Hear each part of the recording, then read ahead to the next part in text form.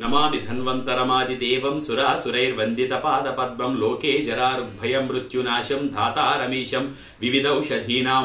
మా తల్లిదండ్రులకి, గురువులకి, పెద్దలకి పాదాలు పట్టి ప్రార్థిస్తూ మరి ఇప్పుడు నేను తెలియజేయబోతున్నాను దగ్గు.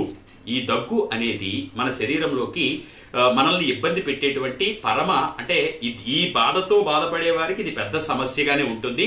తద్వారా చుట్టుపక్కల ఉన్న వాళ్ళు కూడా చాలా ఇబ్బంది పడుతూ ఉంటారు. అయినా సరే మనం ఎటువంటి విష రసాయన పదార్థాలు వాడకుండా ఇంట్లోనే ఈ దగ్గుకి ఏ విధంగా పరిష్కరించుకోవాలి అన్న విషయాన్ని ఇప్పుడు నేను తెలియజేయబోతున్నాను.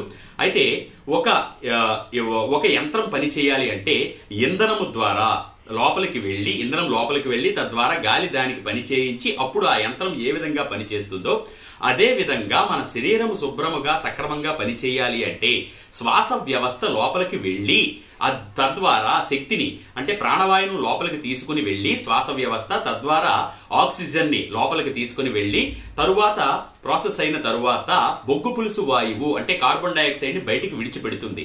ఈ పనంతా చేసేది శ్వాస ప్రక్రియ.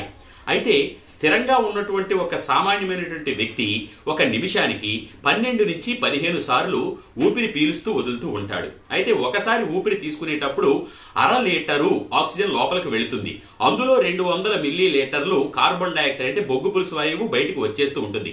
ఇది సక్రమంగా ఆరోగ్యంగా ఉన్నవాళ్ళు చేస్తున్నటువంటి శ్వాసక్రియలో జరిగే భాగం. అయితే ఇలా కాకుండా మన శరీరము పనిచేసేటువంటి తీరుని ఆయుర్వేద శాస్త్రం ప్రకారము కఫము, వాతము, పిత్తము అనేటువంటి 3 ప్రక్రియల్లో నిర్ధారించవచ్చు. అయితే కఫ ప్రకోపము వలన దగ్గు ఏర్పడినా, ఏవైనా లోపల సమస్యల వల్ల దగ్గు ఏర్పడినా ఎటువంటి విష రసాయనాలు వాడకుండా భూమి తల్లి మనకు ప్రసాదించిన వస్తువులతో దగ్గుని ఏ విధంగా నయం చేసుకోవచ్చు అన్న విషయాన్ని ఇప్పుడు మీకు తెలియజేయబోతున్నాను.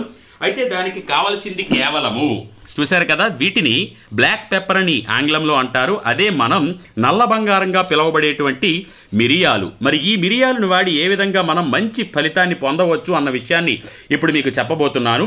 అయితే దీనికి అవసరమైనటువంటివి 7 మిరియాలు చూసుకోండి. అది కూడా 12 సంవత్సరాలు దాటిన పిల్లలకు, అదే 12 సంవత్సరాలు దాటిన వారి నుంచి వాడవచ్చును. 3, 4, 5, 6, 7 7 మిరియాలు దీనికి అవసరం అవుతాయి.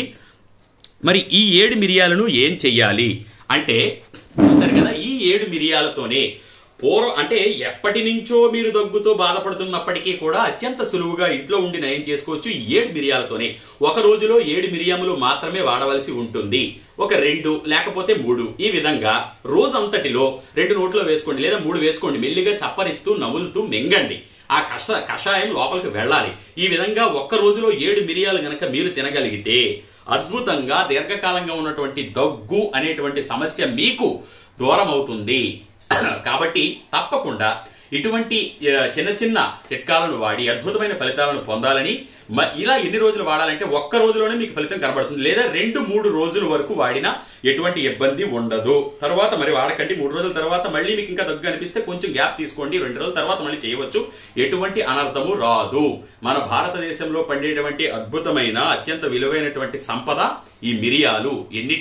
ఎన్నో విధాలుగా ఆయుర్వేదంలో ఈ మిరియాలని మందులుగా వాడుతూ మంచి ప్రయోజనాలను పొందవచ్చు. త్రికటులో కూడా మిరియంది అద్భుతమైనటువంటి స్థానం.